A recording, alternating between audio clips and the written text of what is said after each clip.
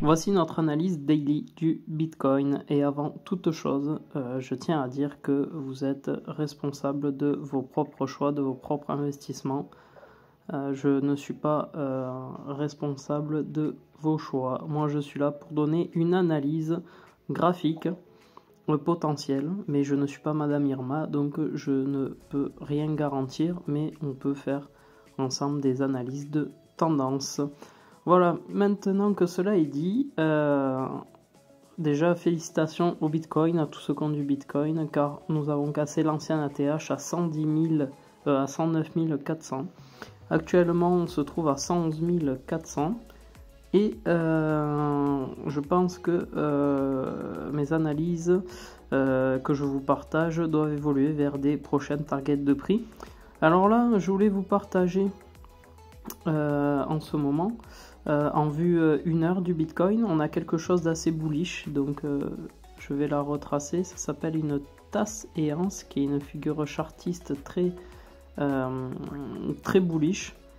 Donc, quelles seraient les prochaines targets si la tasse éance se confirme? Donc déjà, il faudrait aller dépasser les 111 700.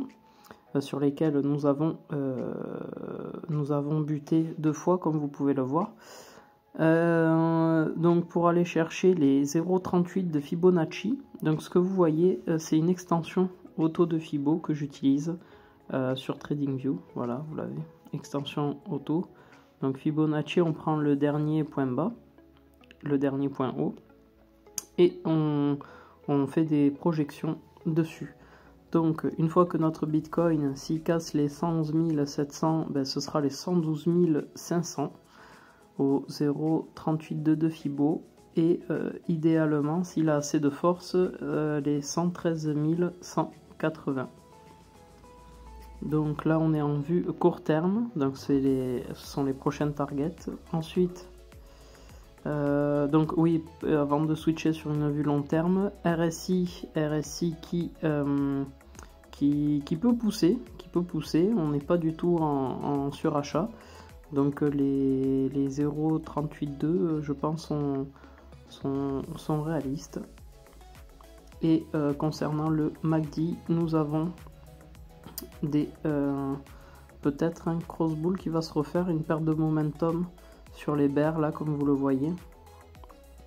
Et maintenant en analyse long terme, si on se projette, donc on va se mettre en weekly. En weekly, qu'est-ce que nous avons? Donc en weekly, on voit qu'on a dépassé les 0,5 de Fibo et qu'on est actuellement presque pile-poil sur les 0,618. Donc si on les casse, la prochaine target serait donc de se reposer sur les 121 842,08. Donc ça serait la prochaine target long terme à aller chercher pour le Bitcoin. Et si vraiment la FOMO institutionnelle et des retail se font sentir, ben, pourquoi pas aller chercher les 134 742. Voilà, donc RSI, on est presque en surachat, donc attention à la vue, attention sur le court terme. On est toujours bullish au niveau du MACD. Donc voilà, à court terme, on a dit péter les 111 700 et aller chercher les 113 000 aujourd'hui si c'est une target tout à fait possible. Et sinon, en vue long terme, il faudrait qu'on se repose sur les 121 842. Voilà sur les objectifs du Bitcoin. Je ne vais pas parler de la Bitcoin dominance ni de Total 2. Je pense que cela ne sert pas à grand chose. On sait que toute la liquidité part sur la majorité de la liquidité part sur le Bitcoin. Bien sûr, il entraîne avec lui les altcoins. Mais je voulais vous donner les prochaines targets sur Ethereum.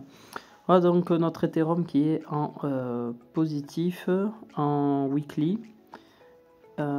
Et en prochaine target pour Ethereum donc, est de dépasser les 2700, je vais arrondir à 2700, pour aller chercher les 2970,96. Donc c'est la prochaine target long terme d'Ethereum, peut-être d'ici la fin de semaine, si l'engouement autour des cryptos prend. Je rappelle, donc les liquidités elles se déversent d'abord sur Bitcoin, puis ensuite sur les altcoins, et Ethereum donnera le top. Concernant les targets, comme j'ai dit, les 2700, il faut absolument les breaker et aller chercher les 0,786 de Fibonacci à 2970,96. Actuellement, donc on a un RSI qui peut tout à fait pousser, on est à K54. Au niveau du MACD, on a fait notre Golden Cross. Comment ne pas être bullish sur Ethereum? Si tu as aimé, n'hésite pas à aller me voir sur YouTube, X, d'aimer et souscrire à ma chaîne CryptoBull. Prends soin de toi. Ciao ciao.